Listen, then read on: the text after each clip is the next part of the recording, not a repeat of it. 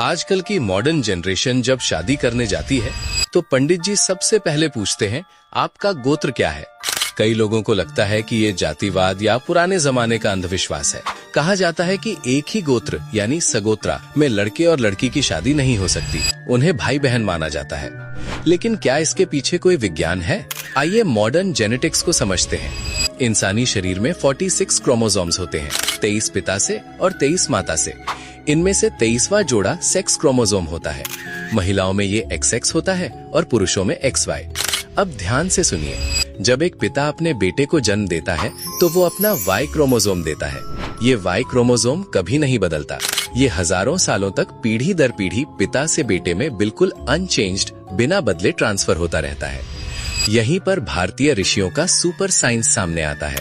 गोत्र और कुछ नहीं बल्कि इसी Y क्रोमोसोम को ट्रैक करने का हजारों साल पुराना सिस्टम है।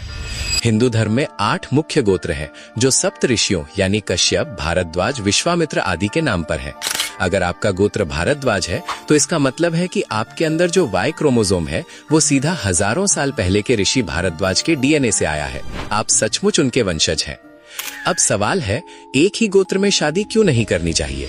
विज्ञान कहता है कि अगर एक ही जीन पूल यानी एक ही परिवार के DNA में बार बार शादी की जाए तो शरीर के अंदर छिपी हुई जानलेवा जेनेटिक बीमारियां यानी जेनेटिक रिसेसिव डिजीजेस एक्टिव हो जाती हैं।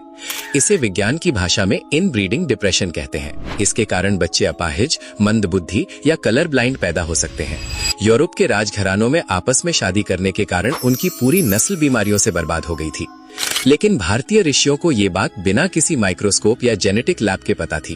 बीमारियों से बचने और एक हेल्दी DNA बनाने के लिए उन्होंने नियम बनाया, सगोत्र विवाह निषेध यानी no marriage in the same gotra. उन्होंने कहा कि 3 गोत्र छोड़कर शादी करो ताकि DNA में नयापन यानी डाइवर्सिटी आए और आने वाली पीढ़ी जेनेटिक रूप से मजबूत और बुद्धिमान पैदा हो। जिसे आज की जनरेशन पुरानी सोच कहती है, वो असल में दुनिया का सबसे पुराना और परफेक्ट जेनेटिक डेटाबेस है।